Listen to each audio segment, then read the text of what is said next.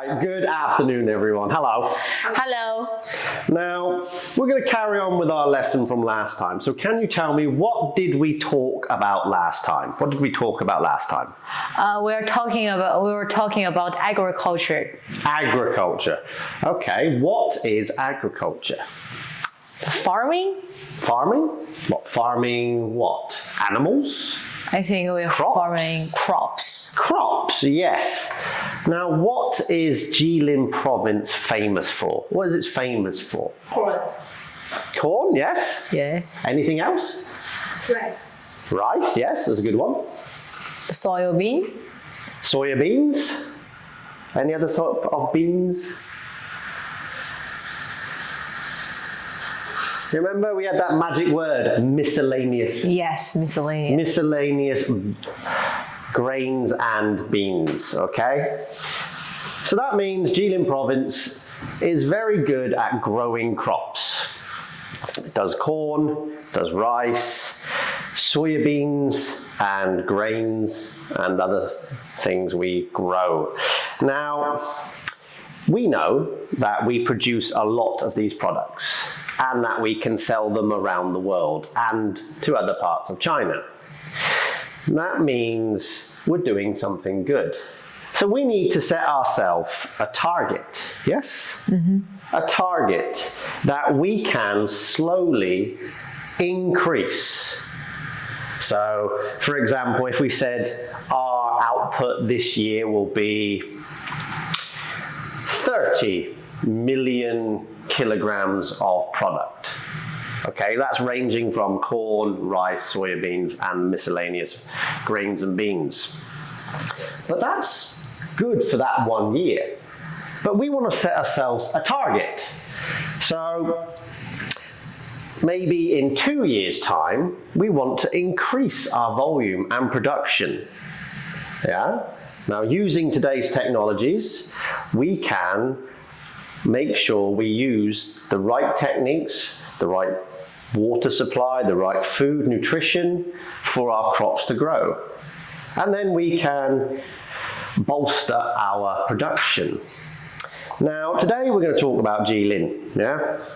Now, by the year 2025, Jilin is expected to produce 40 million kilograms of products. Okay, 40 million kilograms of products. So that means we have to look after our farms. Yes, our farms. So Jilin province has separated its agricultural land into different areas. Okay, some parts will grow corn, some parts will grow rice, and other parts will do miscellaneous. Okay? Now, on average, a farm will produce about 4 million kilograms of product yearly. But that will always increase. Yes? But if you're growing that amount of food, the land needs to recover, doesn't it? Yes. You can't keep growing on the same land. And we've proven that if we keep growing on something and growing, we're going to get less and less and less.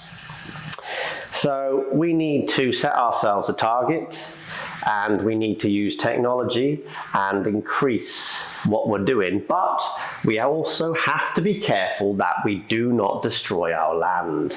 Because if the land is destroyed, we cannot produce any product. So how else can we do this? How else can we improve our land? 那通过什么样的方法，我们才能够提高土地的使用率呢？ Any ideas? We can put more nutritions. Yeah, we can put more nutrition into the land. We can also use different areas. For example, you have black soil. Yes. Yes, black soil. Do you have any other color soil?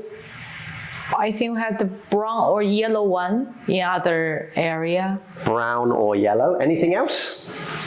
and some places even has got the purple one. Purple, okay. Now, I'm from England, and we normally have two types of soil. We have brown and red. Yeah, Red. we have Red soil. here. Now, as far as I know, red soil is no good for growing crops. Okay? So that's quite bad for us. So now, Jilin province has decided that it's going to set up a new area to farm. It's going to start farming in the black soil areas. That will help increase our production, yes? Because we're now planting crops in another area, somewhere new. Okay? And then we can also use modern technology to make sure our fields are getting enough water. Yeah? Because plants need a lot of water, yes? We know that crops need water, especially corn. They need a lot of water to grow. So, irrigation is needed in these new areas. We need to put drains and ditches and have a constant supply of water to them. We also need to make sure we have enough nutrition in the soil. But how can we get nutrition in the soil? 那如何才能够向土壤当中给予养分呢？ We have fuels. Fuels? Yes. We have all sorts of things. For example, you could have, like this picture, a field. Now, it looks like it's healthy and green, but the soil is losing its nutrients. So, whilst this is growing, the soil is dying. And what we could do is only use half of this field. Only use half of what we produce. And then the other half, we let it die. Now that sounds a bit silly, but when a plant dies, it's going to degrade slowly and then soak back into the soil. And that will give it a natural increase of nutrients from the decaying plants. Okay? Now, Jilin set the target for 2025. And it wants to change things, but also increase things. So let's have a look at what they plan to do. Yeah, they want to increase their output. And with this new black land, they hope to produce 100,000 new kilograms of products. Yeah? They also want to increase the production of straw. Okay? Straw. They also want to increase hydroelectricity. Yeah? What is hydroelectricity? No idea. No idea? Now, energy comes from somewhere, doesn't it? Yeah? We burn things. And we recycle energy from the sun using solar power. But hydro is to do with water. Okay? So just think, if you have a big supply of water, yeah, and a waterfall or a man-made waterfall, the water will flow and it'll go into a special factory, okay, and it will spin a turbine, yeah, just using the force of the water. And as it spins and spins, it will generate electricity, just like a car does when it drives. The wheels produce energy and then it charges your battery, and the same as bikes. But that's just using Mother Nature to power something. Yeah? So hydroelectricity is good. So hydroelectricity is the electricity that has been produced by the running of the water. Yes. 就是由水产生的电能。 Okay. So that's also a good thing to look at. And we can also recycle more. Okay? Recycling is very important because we can make something, and if we can recycle almost 90% of it, we're going to save ourselves time and money, which will be better off for us. Okay, so let's move on. Now here we have a couple of pictures. We want to increase our farming. We want to increase our hydroelectricity. Yeah? We also want to increase, okay, pesticides. Yeah? Oh, Pesticides are good because we spray them on our crops and it protects them from bugs and insects eating them, which is not good. 农药 We also would like to increase our output of straw. Yeah? Okay. Right, here we go. Now, it says here we need 94% of nutrients come from feces, animal feces, which is a common word for poo. Yeah? It will decay and soak back into the soil and feed the soil, pretty much. We're going to feed the soil using natural waste.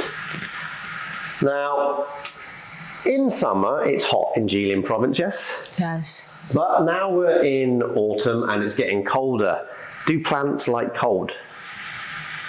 Do No, plants they like don't. cold? No. They don't. So we need to make some sort of greenhouse or some sort of cover. So we use plastic. Okay, we use plastic.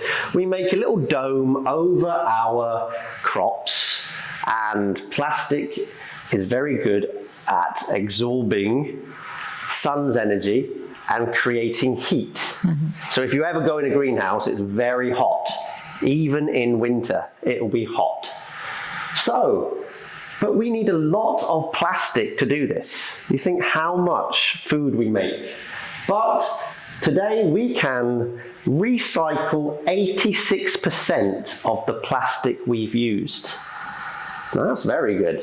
Maybe in a couple of years' time we could get to 100%.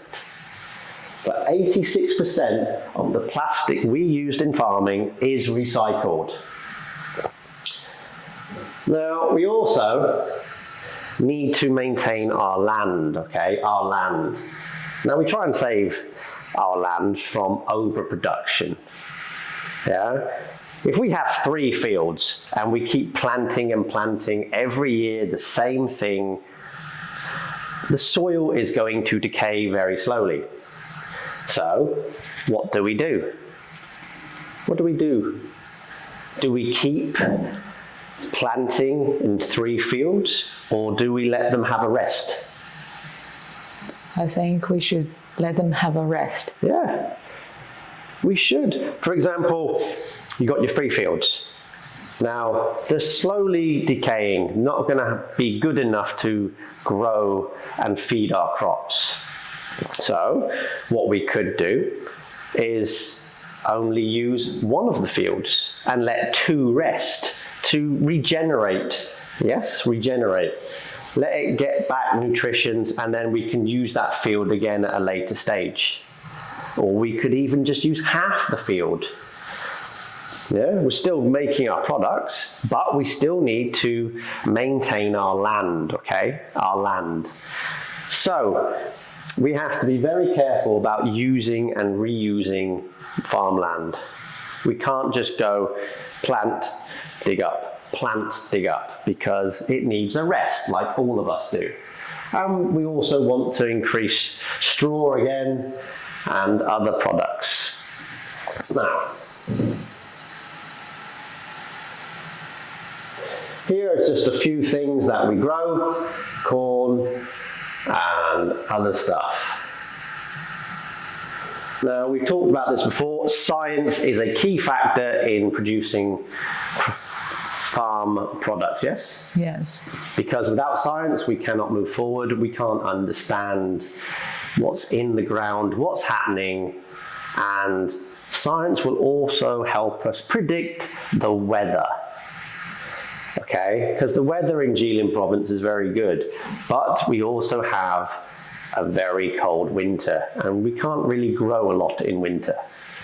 But with science and technology, we can work out how many days of pure sunlight we're going to get, how hot the weather's going to be, and how much rainfall is predicted to fall within a week, a month, or even a year. Okay, now this is all going to help us with our crop growing.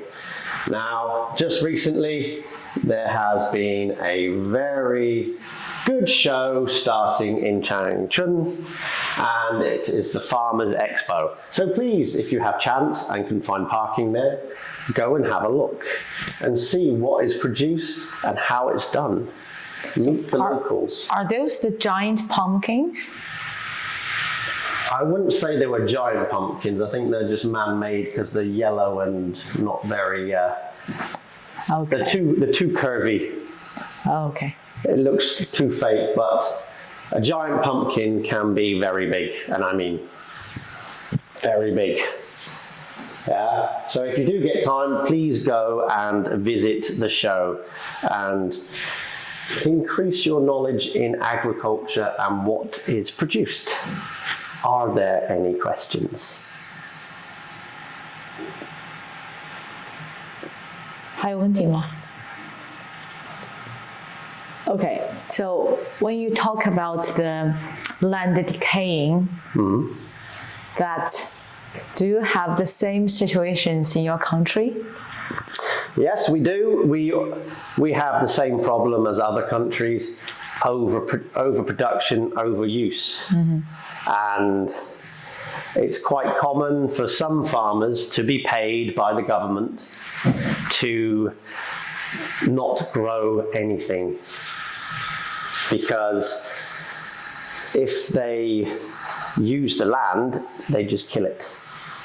So we must always have some sort of backup plan. Yeah? You may have, a farm is very big, you could have 100 acres of land.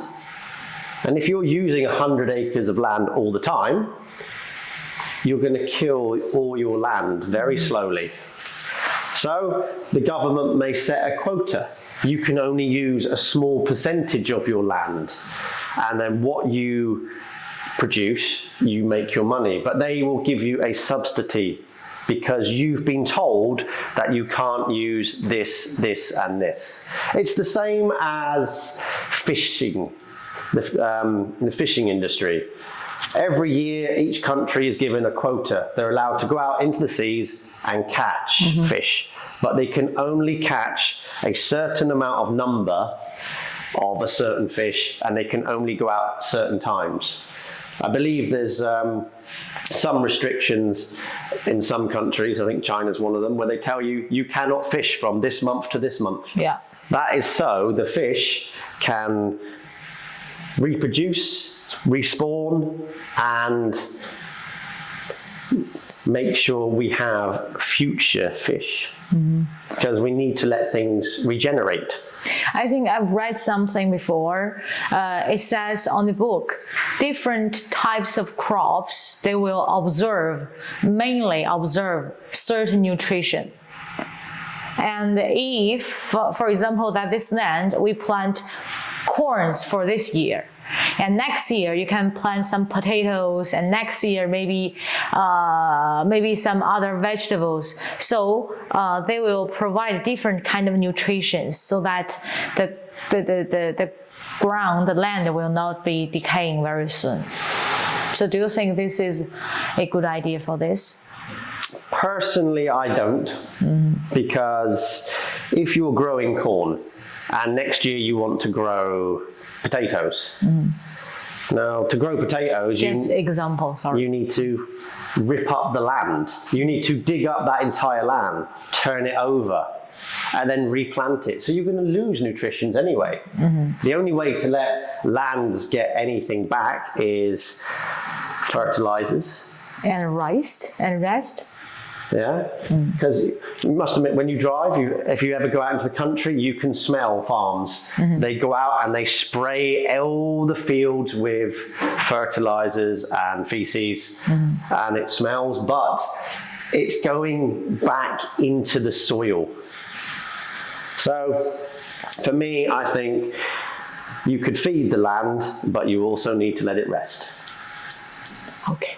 Okay, right, that Thank you. will do. So see you next time. Bye bye. Bye-bye.